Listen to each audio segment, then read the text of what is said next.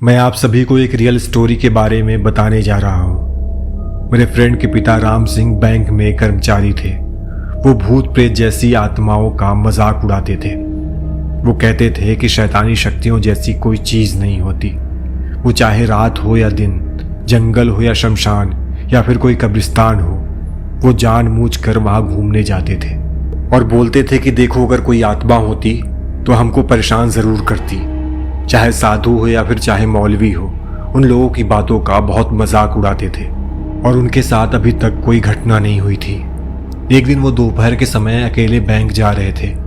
तभी उनको एक चौराहे पर नींबू, पेड़ा, फूल और लाल कपड़ा रखा हुआ दिखा, जिसके चारों ओर हल्दी का घेरा बनाया हुआ था। और वो सोच में पड़ गए कि दोपहर में यहाँ ये सब सामान किसने चढ़ाया है।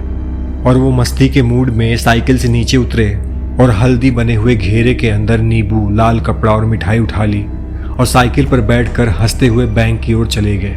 वहां पहुंचकर काम करने में व्यस्त हो गए। तभी उन्हें भूख लगी और वो नाश्ता मंगाकर कर खाने लगे और उनको याद आया कि मेरे पास नींबू मिठाई भी रखी हुई है, तो उन्होंने उसे भी खा लिया और जो लाल कपड़ा उठाया था उससे अपना हाथ मुंह पोंछकर कूड़े में फेंक दिया और उनको कुछ भी नहीं हुआ। जैसे जैसे दिन ढलने लगा, रात होने लगी, वैसे उनका सिर भारी होने लगा। वो घर आ गए।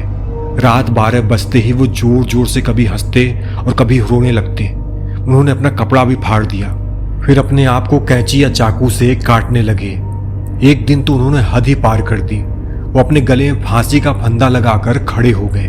तभी उनकी पत्नी ने उन्हें देख लिया और उनको छुड़ाकर उनसे पूछने लगी, अरे आपको क्या हो गया है जो आप ऐसी वैसी हरकतें करने लग गए हो? तो वो कुछ नहीं बोले, जैसे कोई पागल कोई बात को सुन रहा हो। उनकी औरत परेशान होकर डॉक्टर के पास पहुंची और उनका इलाज करने को कहा। हालांकि डॉक्टर को बीमारी समझ में नहीं आई, फिर भी उन्होंने ग्लूकोज की बोतल चढ़ाना शुरू कर दिया। धीरे धीरे कुछ दिन बीत गए।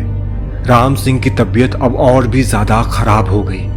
तब उनकी पत्नी ने उन्हें एक अघोरी बाबा को दिखाया और अघोरी की समझ में सारी बातें आ गई। उसने कहा कि इन्होंने 4 रास्ते पर पड़े सामान को उठा लिया था, ये उसी का नतीजा है।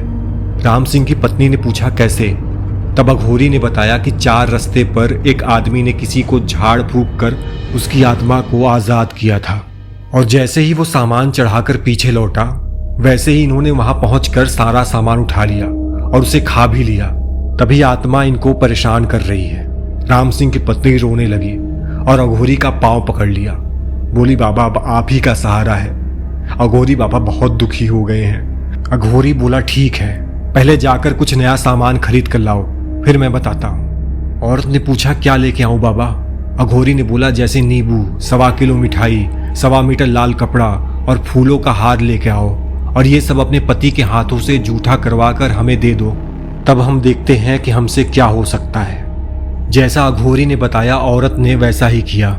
अघोरी ने पूजा पाठ संपन्न करने के बाद 1 लोटा पानी राम सिंह के चारों तरफ घुमाकर पी लिया और चला गया। राम सिंह दिन प्रतिदिन सही होने लगा और कुछ दिनों में उसको कुछ याद भी नहीं रहा और वो एकदम स्वस्थ हो गया और अपने बैंक में काम फिर से चालू कर दिया।